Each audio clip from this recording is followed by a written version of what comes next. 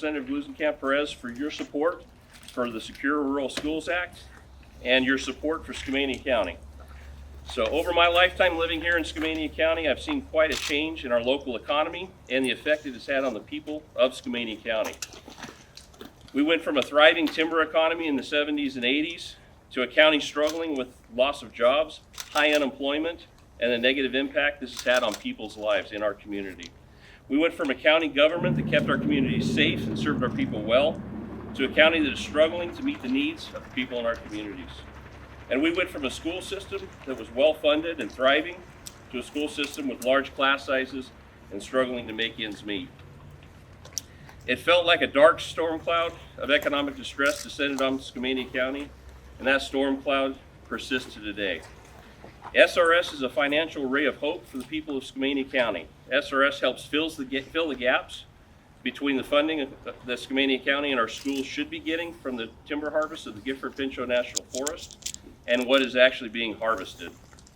So what does the passage of SRS mean for Skamania County? It means family wage jobs for Skamania County. It means improved safety for the people of Skamania County. And it means a local government that is better able to serve the people of Skamania County.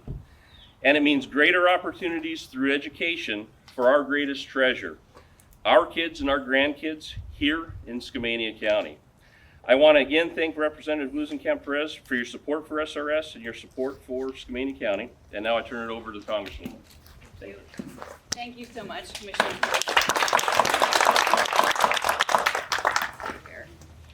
My name is Marie Gluesenkamp Perez. I'm the Congresswoman for Southwest Washington, the 3rd Congressional District, and thank you so much, Commissioner Nichols, for your fight and your willingness to be a leader on this and stand up for the things that are worth having in life. Access to good education, a level playing field for our kids, economic agency. These are all the things that SRS represents to us. I live here in Skamania County with my husband and my young son. He would go to one of these schools if he were old enough to be in class, and I am so grateful to be standing here with such an incredible team of leaders and people who have fierce loyalty to place, who really know what's worth fighting for in life and know how lucky we are to live in a place this rich in natural resources and culture, and who are going to stand up to make that level playing field that SRS represents happen for us. The sad truth is that we are now past the January deadline to extend this program and keep payment on track. It's why we are holding this press conference today. In Skamania County, only 1.8% of our land base can generate the revenue for vital public services. And that's due to the abundance of tax-exempt federal land. I come from a line of folks who worked in the woods, and I know how important our harvest rates are to preventing wildfire, which was one of the largest emitters of CO2 in our state last year, to keeping small businesses, family businesses operating and viable. If you're worried about consolidation of timberland, stalling these sales, putting us in a hole, that's not the way to create an efficient, competitive market where family businesses can compete. And as a result of all of these blows, compounding damage to our economy, we've seen a loss of jobs, we've seen a loss of wealth in our community, we've seen a loss of families, and to small businesses. Our communities have been stopped from exercising this self-sufficiency due to interminable litigation and federal inaction. Part of the deal with SRS is that these federal funds would backfill our budget shortfalls and prevent that we have been prevented from generating ourselves due to the timber revenue declines. It is also the fundamental American principle that your zip code should not determine the caliber of education you receive.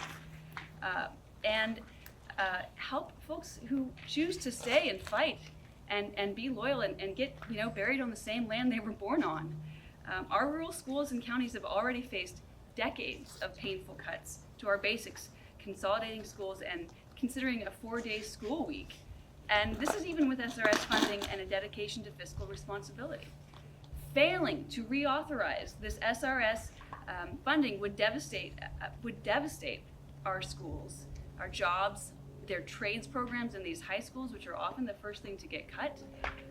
And here at Mount Pleasant School, these funds keep the doors open. It is as plain and simple as that. And the same goes for the Stevenson-Carson School District, where the budget is already set and they would have to make drastic cuts to staff and empty out funds for maintenance to old buildings. We are not talking about luxury programs here. We are talking about having heating and cooling and an AC system in our schools at a time when the classroom temperatures can reach 85 degrees on the inside. This is craziness. And we will not go quietly along with this inattention from federal agencies and the federal government. I've had the opportunity to visit the shop class at Stevenson High School, and these are incredibly bright, gifted kids, and they deserve a fair shot to have the skills to graduate with the resources to start their own businesses, have economic self-determination, to have real economic power, political agency, choice in where they live and how they make that living.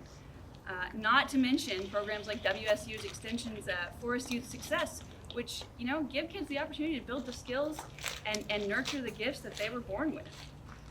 It's also about our county operations and sheriff's departments and roads and schools up in Lewis County and Cowlitz County that will cost us more down the line. This is penny wise and pound foolish. The backlog of maintenance on these programs, our roads, our infrastructure, is not cheap, and it's not fiscally responsible. And beyond Southwest Washington, there are more than 700 counties, 4,400 school districts, and 40 states have relied on SRS. While Washington, D.C. experiences frankly an atrophy of awareness of what it's like to live in rural America, to send your kids to a rural school. And this vital program is now running behind schedule.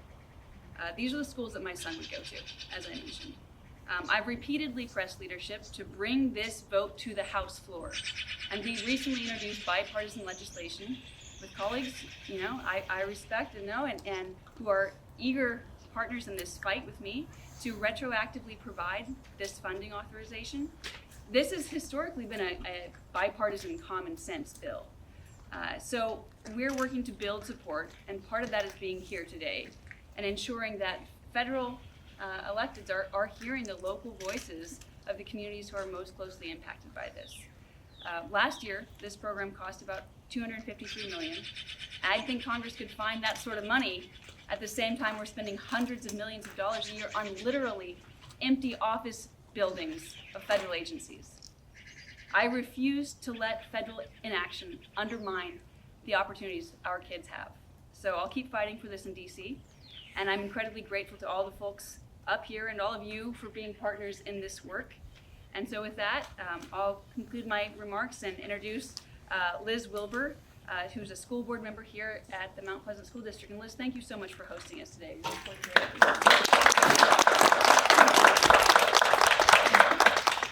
Hi everyone, as the representative said, I'm Liz Wilbur and I'm a school board member for the Mount Pleasant School District, this amazing school that's hosting us today in the gorgeous Columbia River Gorge. Before I go into my comments, I just want to say personally that my husband and I moved here in July of 2020 from South Florida, and I have never lived anywhere more peaceful, more beautiful, and more welcoming. And that's why after we moved here, I jumped at the chance of being a school board member of the Mount Pleasant School, which is not only my local school, but my neighbor, because I live right down the road. Our small rural district has an excellent reputation. However, we face challenges. In February 2024, we had 2 inches of ice and negative wind chills. Water pipes burst in the school, and during repair, we discovered that we had asbestos. Our cost of repairs after insurance was $72,000. Additionally, our HVAC is failing. Over the last 2 years, we have spent approximately $25,000 on repairs, and we anticipate replacing the unit soon. Mount Pleasant is one of only 43 districts in the state of Washington to receive a perfect 4.0 financial health score in 2022-2023. We are careful stewards of our funding. However, small districts like Mount Pleasant are unduly impacted by not having the services of a large district and having to contract for those services. We also have highly educated, quality teachers, which increases the amount of compensation needed to retain them. Annually, we experience increasing costs such as MSOC, special education, and transportation, as you can see by our brand new bus. Before coming to Mount Pleasant, many of our students struggled in larger districts. that offered less individual attention. So we are committed to doing everything we can to make cuts furthest from the classroom. But without SRS funds, we will be left to cover budget deficits with levy dollars and reserves, both of which are extremely tenuous. If we were to close, our taxpayers would become a part of the Washougal School District, paying significantly higher taxes. When you walk through this school, you can feel the caring family environment that students thrive in interpersonal relationships and learning. You can see for yourselves while you're here today how we utilize SRS monies and our dire need for more. I thank Representative Gluesenkamp Perez for her support in getting the Secure Rural Schools Reauthorization Act passed, and I encourage Congress to follow her lead. For small rural districts like mine, these monies are absolutely vital. And I am happy to introduce Sheriff Summer Shire.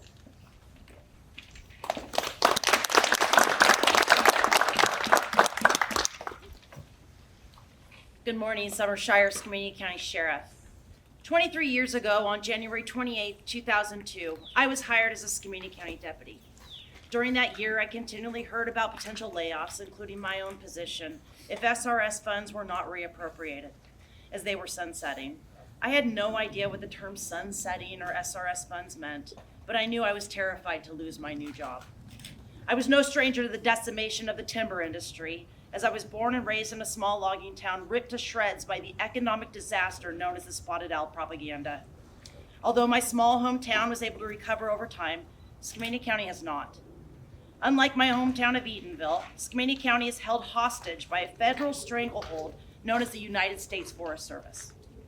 80% of Skamania County is comprised of federally managed land, and although President Roosevelt's vision of multi-use land was well-intentioned, special interest groups who believe Skamania County should be preserved as their convenient playground, void of logging, have destroyed the financial independence of a once thriving community. I want nothing more than our county to regain our independence through responsible timber harvest. However, relying on an unpredictable handout from the federal government for our county to survive has been a forced hand we have been made to accept. Without SRS funding, the future of Skamania County and specifically public safety is bleak. In 2025, the Skamania County Sheriff's Office was forced to cut 2 patrol deputy positions due to the lack of SRS funds. Personnel cuts are not foreign to the Sheriff's Office. Over the past 15 years, due to the continued reduction in SRS funds, the Sheriff's Office was forced to cut animal control, a narcotics detective, detective sergeant, chief criminal deputy, telecommunicators, corrections officers, and patrol deputies. If SRS funds are not reappropriated, public safety in Skamania County will not be sustainable as we currently operate. Further personnel cuts will be required, creating a detrimental reduction in patrol deputy response for criminal activity and traffic enforcement. SRS funds also assist in supplementing search and rescue operations. Response times to assist those utilizing the recreational aspects of the Forest Service managed land may be delayed so significantly, the mission that would have been a rescue transforms into a deadly recovery. SRS funds also assist in supporting our correctional facility and communications center. Personnel cuts amongst this team would result in 911 calls for service answered at a delayed rate, and the revenue-producing corrections contracts would be cut, creating a more significant financial burden to our county and services. Skamania County, as we know it, will not survive without either a robust timber harvest management plan within the Forest Service or consistent and increased SRS funds. Tourism does not provide a revenue stream to sustain our county. Timber harvest, or funds provided from the federal government in lieu of that harvest, will. As a 23-year resident and employee of Skamania County, as well as the elected sheriff, I make this plea for funding on behalf of the 12,000 Skamania County residents who call this county home. Thank you. And now I welcome Summer Mead next. Thank you.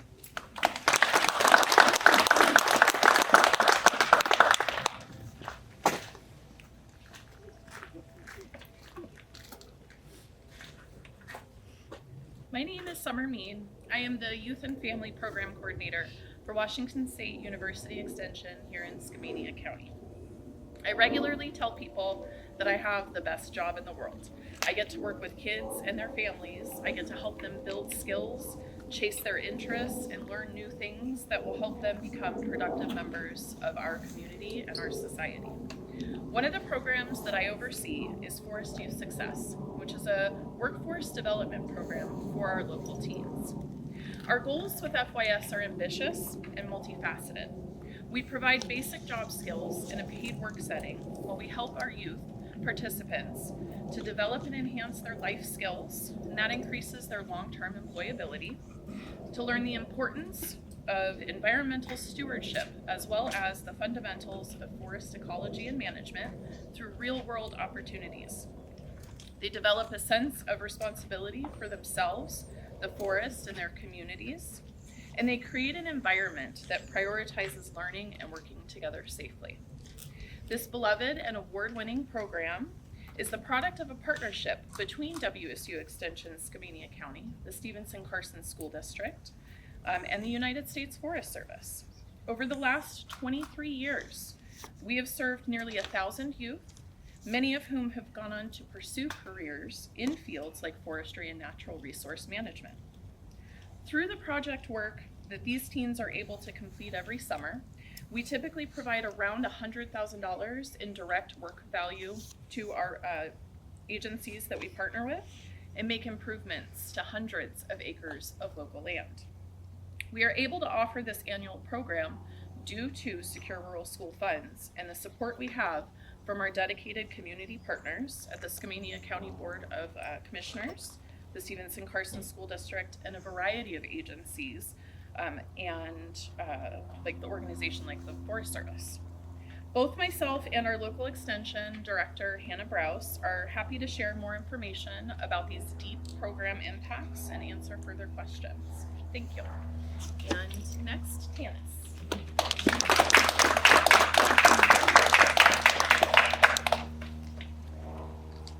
Hello.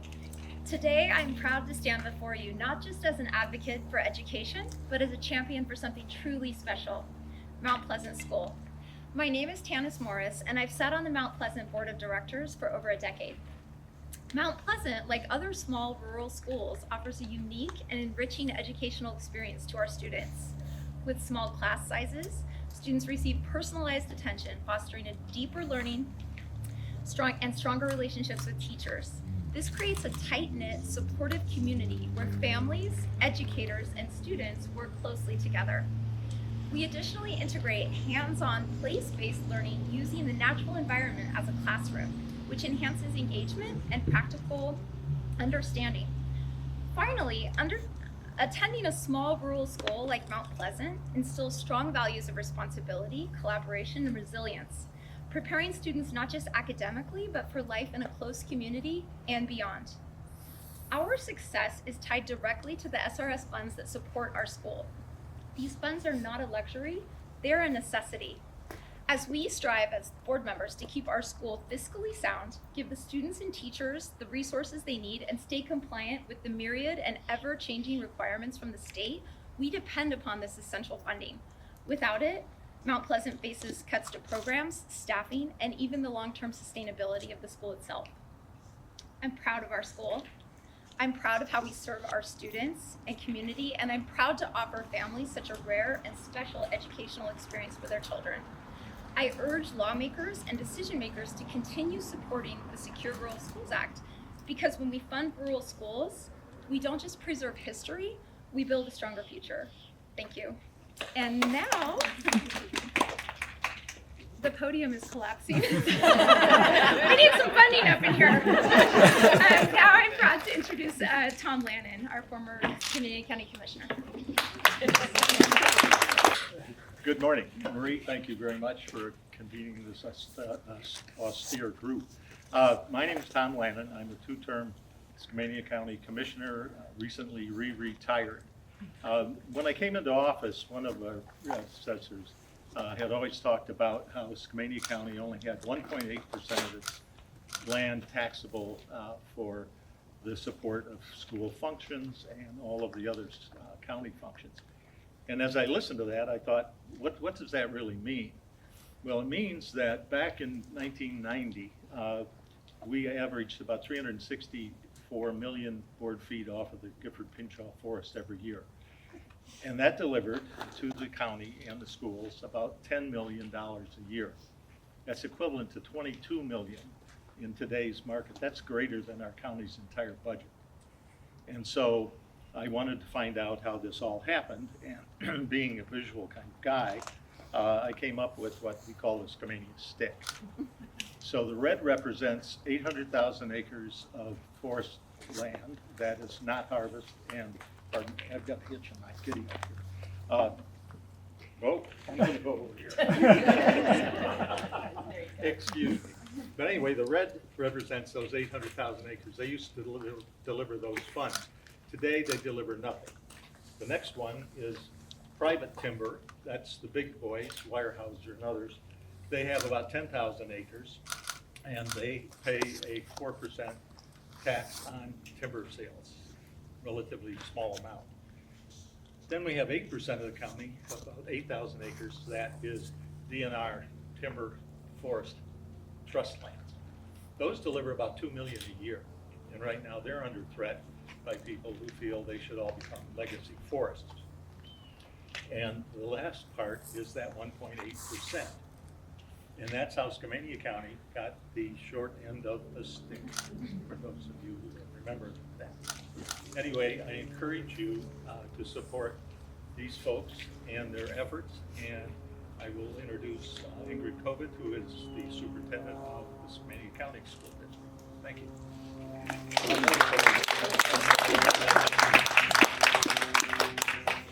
I'm not touching it. Good morning. I'm Dr. Ingrid Colbart. I'm superintendent of Stevens and Carson School District, just east of here. And I think people who know me know that I don't often stick to my notes. So I'm going to start off not doing that for a minute. I look around and I see a group of friends and a group of colleagues. And we may have different schools in the Stevens and Carson School District versus Mount Pleasant versus Skamania, Millay, but we all offer something important, and it's a sense of community. Our kids want to stay where they were born and raised. They want to live their adult lives in their communities. And before I even start to talk about our story a little bit, it's really important to remember, just last year I did some superintendent roundtables with our students, and I asked them what was important to them. What did it mean to belong in our schools? And they said, we want to stay. We want to be able to make enough money to stay. And leading into that, some of the reduced revenue for schools, we've heard a lot about reduced enrollment. In our county, a lot of that is because of lack of living wage jobs. We're losing the ability for our kids to stay, and they desperately want to. So we hold tight to that. Our school district serves about 720 students at this point, and we have a comprehensive high school. So you heard about the past funding, and our kids had access to all sorts of programs, all resources that they needed, and that has dwindled and dwindled for all of the reasons you've heard already. We're trying to hang on to as much of that as we can so our students can stay and have the skills and the abilities that they need to go out and have living wage jobs in our community. And if they do decide to go outside of the community to get education and training and come back, we want them to have something to come back to. Our schools cannot degrade that experience to the point that that isn't preparing them for the future. And I know that we all care about that very much. So Commissioner Nichols started with a word, and it was hope. He talked about SRS being a beacon of hope. You've heard about a lot of loss, and it's all true. All of that. And we have our own school stories about that very thing. But I want you to hear about what we do for kids. And those things are definitely at risk without SRS funds. Our kids get to have, this is about 5% of our budget. Our budget's about $16 million a year. 5% is huge. School district budgets are over usually 80%. It's staff and benefits, and I think we're about 83%. That's typical. So we're not talking about little money. We're talking about people. We're talking about the people that mentor and serve our students, the people that supervise the playgrounds, the people that provide services. So with that, our students have access to some services that SRS is definitely important and critical for. So this is what happens because of these essential funds. Students in our district can access a therapist, a counselor, a support person immediately if they're in crisis. In our county, that is very difficult to do with the services that we have. Our kids need help and they need it right away. We can provide that. Our students have access to a post-high school counselor and support person through a grant. That's not sustainable. That's something we can do for the short term, but they can explore options because we have access to some of these funds. Each learner has the support they need to be able to read and perform mathematics at grade level. They're not all there yet, but they have the support to keep working toward it. Those things are at risk. Those are people that work and mentor our students to make it happen. Our teachers, our paraprofessionals, our custodial staff that's already cut to the bone. It's cut into the bone. How do you cut your food service, folks, to make ends meet when there's only one cook in a kitchen? What does that look like? So when you start to say, well, you just have to shrink to fit, we've done that. We've done that already to the tune of $1.6 million and more last year. So this extra money, this additional 5%, it's in our budget and we have to have it to continue these things. Opportunities to learn job-ready skills like welding and carpentry. The Congresswoman was able to see that in action. Our kids can walk in and go to work. And we have all of these other opportunities happening like FYS, preparing them for their futures. We don't want to lose that. Our kids have chances to earn dual credit so that they have a head start on those high costs of college. Those are important things that go away without this funding. This isn't just extra when we hear enrichment. That's not what this is. This is critical, essential services for our kids. So much more than the things I've mentioned, but those are a few. This equates to people, as I said. These funds are approximately 16 classified employees or 6 or 7 teaching positions, depending on their experience. In our small school district, that is catastrophic. You're taking away their opportunity to learn and to be supported in their future. After more than all of those cuts, we would certainly have to take away opportunity and impact, and we don't want to do that. So our learners, our community, they count on the promise that was made to our county. They count on it to make up for the loss of revenue that you've heard about from the federal lands being taken away from that tax base, and they need that. I beg you, I ask you and implore you to please support our future, our kids. They're counting on it. Keep that promise that was made to our students. The promise of the past is the future. Our kids are worth it. They deserve it, and opportunity comes with these funds. Please, please do what you can to support us. Thank you very much.